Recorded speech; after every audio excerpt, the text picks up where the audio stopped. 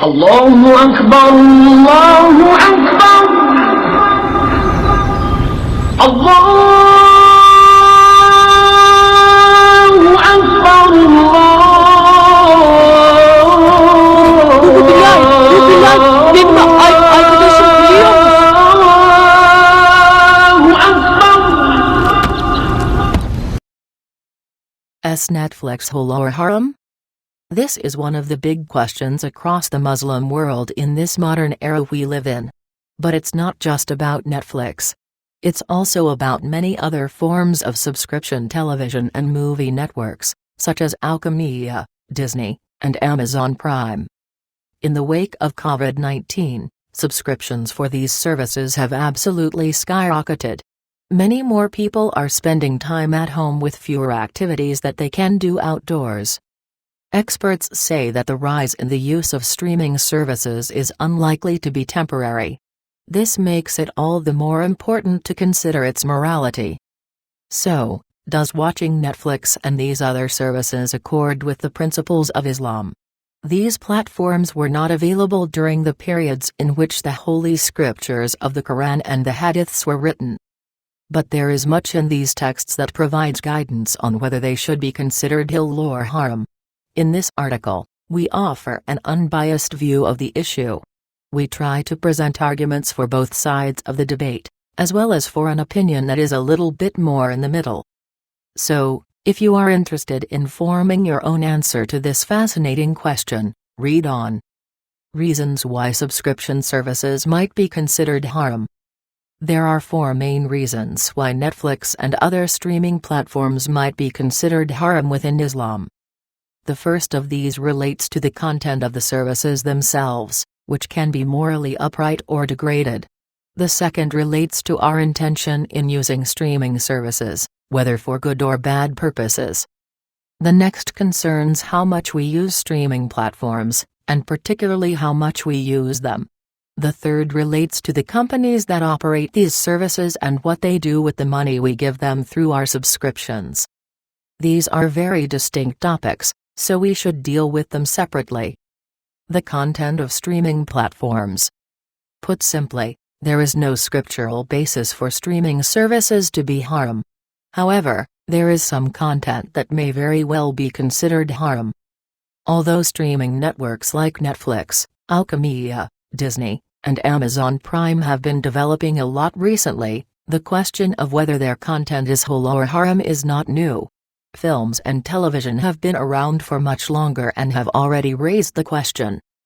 The major question is whether the content we consume is in accordance with the moral system of Islam. This system fundamentally concerns having love and respect for God and also God's creatures. So, if the content of streaming services promotes attitudes that are degrading of others, then these are most likely haram. However, this is not to say that the depiction of degrading behavior is itself haram. In particular, it may be necessary or useful if we intend to educate ourselves about certain topics. The Prophet Muhammad said, "Whosoever follows a path to seek knowledge therein, God will make easy for him a path to paradise." There are also many practices that Islamic teaching does not approve of, such as lust, gambling, and drinking alcohol. As a rule, these themes should be avoided in the shows and movies we watch, unless there is a good reason. So, streaming platforms offer content that is both enriching and useful. But they may also offer content that is contrary to the moral principles of Islam. Why we use streaming platforms. It is not just what we watch on platforms like Netflix, but also why and how we watch them. There are many good reasons why we may want to access streaming platforms. In particular, we may seek streaming platforms for recreation or education. We have covered education above, but rest and recreation are also not contrary to the teachings of Islam. In fact, rest is viewed as something that believers themselves find in God. For example, the Quran states that, "Verily in the remembrance of Allah do hearts find rest." 13:28. But God also created people to be curious and fun-loving, which is why children have a natural disposition to play and why adults are inclined to forms of recreation. These features form part of the concept of the fitra, which is the natural way that God created humans, including all of their inclinations. So, if we come to streaming platforms with good intentions of learning or recreating, then this is completely halal within Islam. How we use streaming platforms. The next question is how much we use streaming services. From a health perspective, it is important we take the time to relax and recreate. Doing so can ultimately provide us with greater energy to fulfill our obligations to God and others. But this points us to the other side of the coin. We cannot only seek rest and recreation. We are also called to be industrious, to do things for others, and to be steadfast in our worship, particularly through prayer. For example, the hadith says, "Verily, Allah loves that when any one of you does something he does it perfectly." Al-Bukhari. So, we are compelled to show commitment and work hard at our endeavors.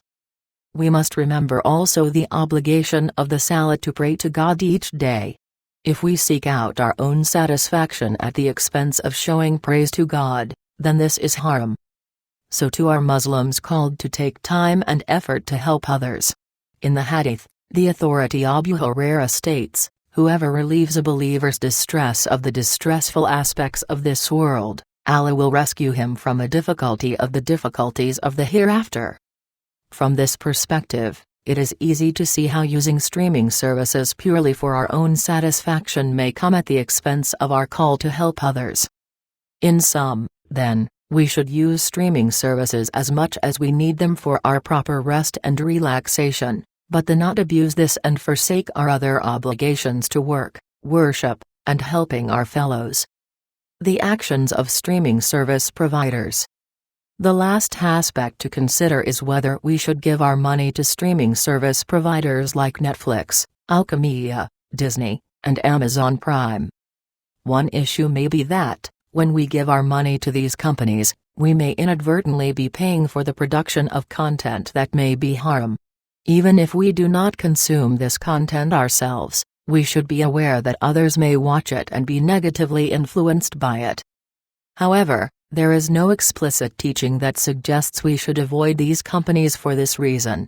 Also, it is very difficult to exist in the modern world while being certain that all of the money we spend is then used for righteous purposes. A further issue is that some of the companies that provide these streaming services may be engaged in other activities that are not morally upright. For example, Amazon has been accused of treating its employees in its factories very poorly and unduly benefiting from their suffering. But, once again, this is not always something we can control. At the very least, Muslims should make themselves aware of the actions of the companies they deal with. This will allow them to make better decisions about not only whether they are engaging in halal or haram behavior, but also whether they are indirectly contributing to such behavior. So, are streaming services halal or haram in Islam? As stated, Islam provides no absolute guidance on whether streaming services are halal or haram. Muslims must be guided by their understanding of the more general principles of the religion and then apply these principles wisely to their choices. This isn't just the case for streaming services, but also for many of the other things we do day to day without thinking. When using streaming services like Netflix, Alchemiya, Disney, and Amazon Prime, we first need to make sure that what we are watching adheres to values of love and respect. We should also be sure that we have a good and honest reason for watching this content. This may be for recreation, rest, and education. Next, we should ensure that we do not use these platforms excessively, avoiding our duties to God and our community. Added to this, we should stay aware of where our money goes when we subscribe to these services. If we follow these steps, there is no reason why using streaming platforms should not be considered halal. Everything in balance and consideration. Hopefully, you now have a good understanding of whether streaming services like Netflix, Alchemiya, Disney, and Amazon Prime are halal or haram. It all comes down to being considerate about what we watch and why. It's also about keeping our recreational activities in balance with the other aspects of our lives. Islam provides a place for everything, and leaving time for rest and recreation is certainly included within that. So, there is no reason to feel guilty when taking a little bit of time for yourself and watching a show. As with everything, it is always worthwhile to take the time to ask, just like you have done now, whether our actions accord with the values of our belief. If you would like to learn more about how your financial decisions can better align with your Islamic beliefs, why not get in touch with us today? Did you find this helpful? Why not share this news?